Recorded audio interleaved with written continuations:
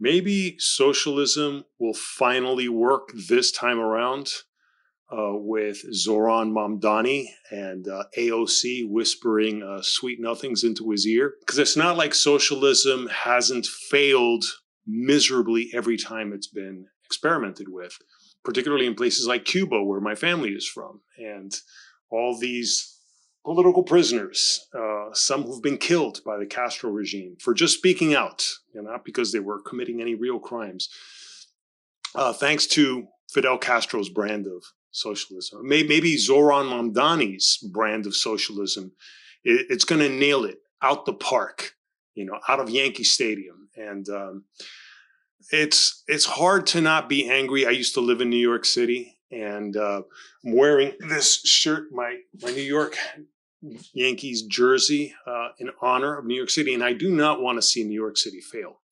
But I'm so glad I don't live there anymore. I miss New York City. To be honest, I think I miss the buildings more than most of the people that I met there because I was so eager to move to New York City ever since I was a kid. I always wanted to live there. I had other relatives who lived up there. And of course, it's just this New York City, and growing up in Miami, I had such high hopes for New York City. I just thought it was like this artistic capital, since I'm into art and into writing. I thought it was this intellectual beacon of hope until I got there and I started meeting people and started realizing how smug and condescending and actually pseudo-intellectual and self-righteous many people were. People who, it's interesting, growing up in Miami, I never met anybody who admired Fidel Castro until I moved to New York City. And one of my first bosses at a financial magazine, no less. It was, I don't want to mention the name of the magazine. Don't want to embarrass this particular person because I ended up getting to like the guy. But this guy was the first person I ever met that admired Fidel Castro. And I'll never forget because he had a portrait of Fidel Castro on his wall. Kind of like the way I have these portraits that I've drawn of actual political dissidents over there who've had the courage to speak up against that murderous regime. He had an actual black and white, photograph of Fidel Castro. And I'll never forget, he saw that I was looking at the portrait, And I was so politically clueless when I first moved to New York. I was in my 20s.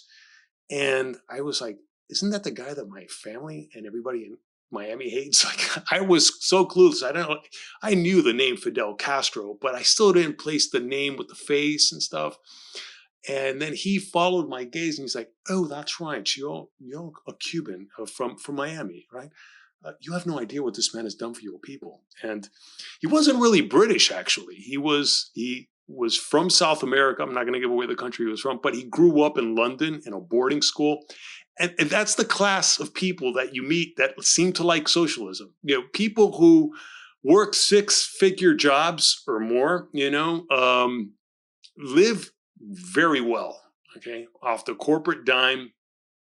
But somehow, some way, they think socialism is the way to go.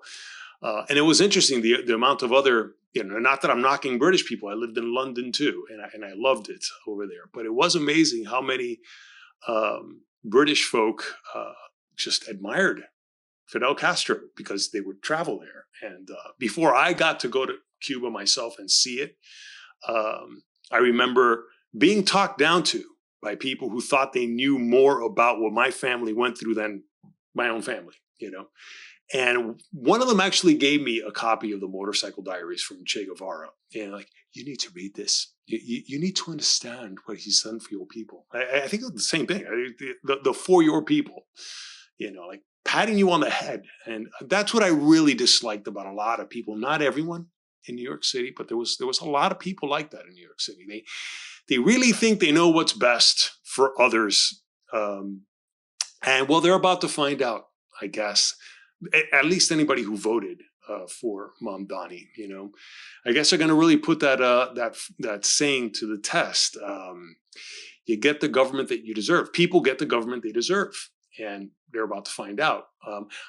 I'm not worried that it's going to become a communist dictatorship. It's impossible. He's a mayor, and there's only so many of these promises that he's going to be able to keep. Uh, but I am willing to bet, like many other people, crime is going to soar. See, I was very lucky. When I lived in New York City, I lived during the Giuliani Bloomberg years. And I remember at first, since I was so dangerously naive about the way New York City was prior to Giuliani taking the helm, I was looking forward to the challenges and the grit, and I remember among the first nights that I was there in New York City, like I actually scaled a building like through those fire escapes, and I actually climbed the stairs all the way up to the water tower. And yeah, I was looking. I don't know. I wanted to be tested, and I think a lot of New Yorkers are about to find that out. And I was actually I was stupidly bold riding the subway and late at night at times. I had no fear of I. And that's that people would every once in a while shoulder check me on the street. It's interesting. It was usually Mexican guys, shorter, drunk Mexican guys that would shoulder check me. And it was really easy to just, give them a little toss and they would almost spin. They would be so drunk. Fortunately, I never got into like a really bad squabble. And I used to work as a bouncer over there. Very stupid for me to have taken that job.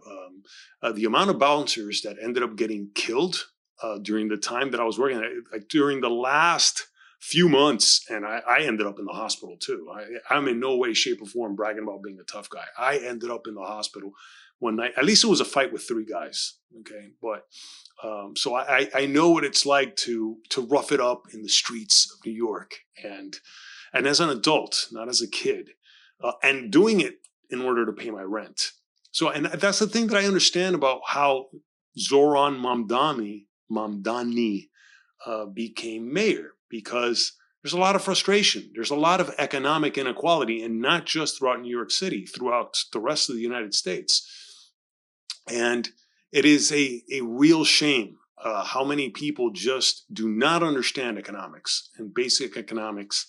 And I understood economics just enough to purchase my home before I left New York City. I made sure to buy a house first chance I got. And looking back, maybe it's a good thing my mother was dying of cancer, I guess, because that's what got me out of New York City just in time, right before de Blasio. And may my mother rest in peace, of course. I'm trying to make this somewhat light and entertaining. I don't want to cry about my mom dying of cancer, of course. But it took like a real hardship to get me out of New York City. And because if not, I would have stayed. I was quite, I was doing relatively well in New York. At first, it was hard. It was hard finding work. And especially after 9/11, I found myself having to work as a bouncer. I mean, not that there's anything wrong with that job, but especially in a place like New York City, you best know what you're doing. And, people who work that job, usually it's because they have to. You've got no other choice. And especially when like unemployment ran out. And I know what it's like to be on the government tit too. Okay. I was on unemployment. I was on Medicaid at one point. I know what it's like, to not know, oh, damn, how am I going to make rent for the month? But I would have never thought that socialism was the answer. I knew that the answer was look harder for work, like really pound the pavement. And once I finally got a real job, a corporate job in advertising, working on Madison Avenue, and I got myself a decent enough apartment that I could afford. I could never afford to live in Manhattan, and I never cared to. And I didn't care that people thought of me as bridge and tunnel, because I lived in Queens, in Astoria. And then most of the people who looked down on me as, bridge and tunnel, they were usually surprised at how little I was paying in rent for a studio apartment, a basement studio apartment, which was $975, including water. And that's also including all the flooding that the apartment would get from time to time. So I was living okay in New York City, and I would have probably stayed longer had other situations not arisen, like with my mother dying of cancer. But I made sure to buy a house. And I knew I was never going to be able to buy one in New York City, though there was a time that I was thinking I wanted to buy a condo because I thought I was going to live in New York City for the rest of my life. But as the years crept on, I started to realize, oh, if you're not like really wealthy, living in New York City kind of sucks.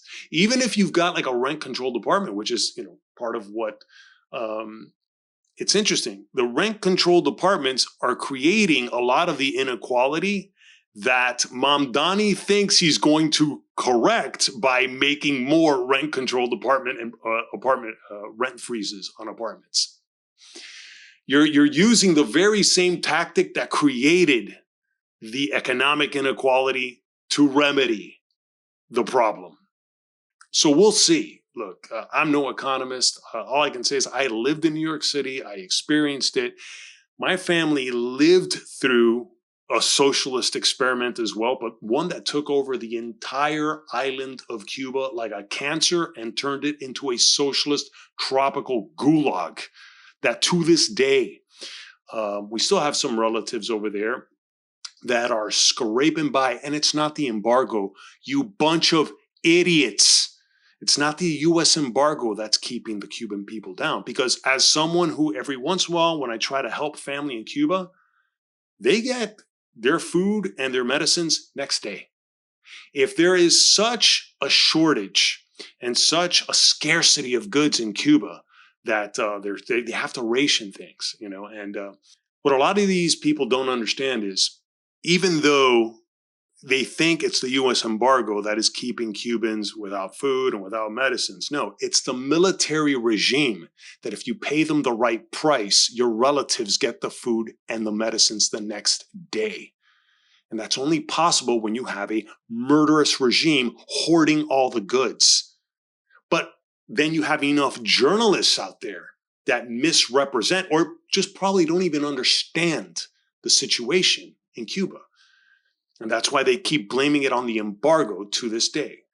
They're blaming it on Trump. They're blaming it on immigration policies. They never blame it on the murderous dictatorship that took over that island like a cancer.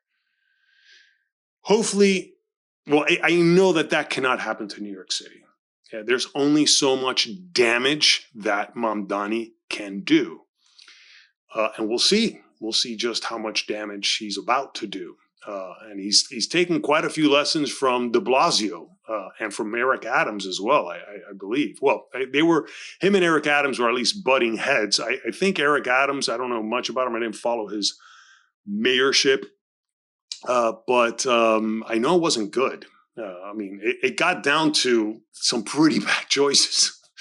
The fact that so many Republicans were begging people to vote for Cuomo, a former Democrat, instead of Mamdani, it just speaks volumes of the dearth of choices that we're getting throughout the entire country. And I wonder if it's because we've just had it so good, and just people. I'm not saying that we always need to be struggling, but you always need to be aware and alert, and you got to be on top of things. And I think this is what happens when generations have it too good, and especially people like Mamdani and people who grow up very well to do, and they are clueless as to the conditions that create the economic inequality that make them feel so guilty that they feel like now they've got to rush in and be the saviors. As long as they get to keep their luxury apartments, of course. As long as they get to keep their luxury lifestyle and they keep hobnobbing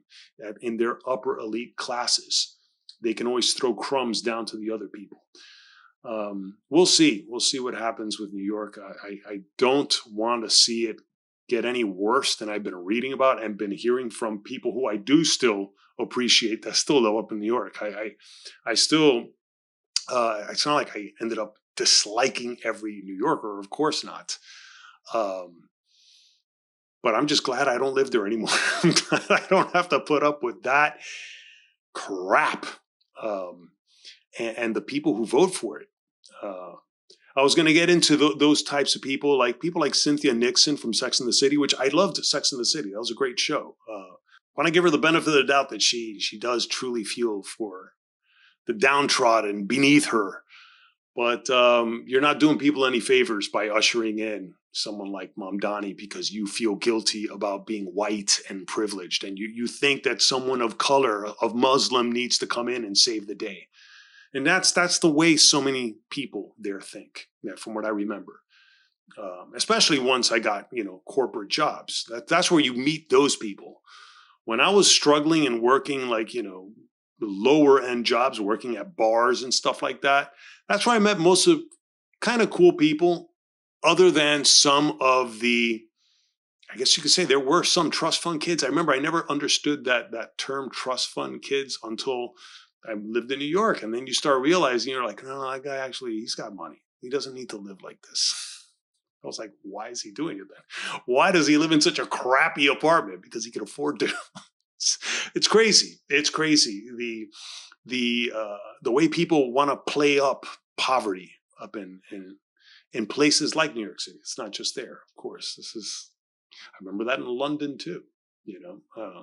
When I lived over in London, and so many of these problems, by the way, they can not only can they be solved, they can be avoided altogether. And people like Mamdani and theories like socialism are not the solution. Anyway, hope this all makes sense. Wanted to put this rant out there while it still sort of is relevant to put out there. And while I can still feel it kind of fresh, because I was really upset to see that this guy, I knew he was going to win, but just the fact that he was even in the running. And I was like, oh man, New Yorker, so many New Yorkers, not all, but so many New Yorkers, we just haven't learned. And I guess they're gonna now. Anyway, with all that said, if you enjoyed this video, please give it a like, subscribe to the channel, check out the links below for my original art and merchandise. And thanks for watching.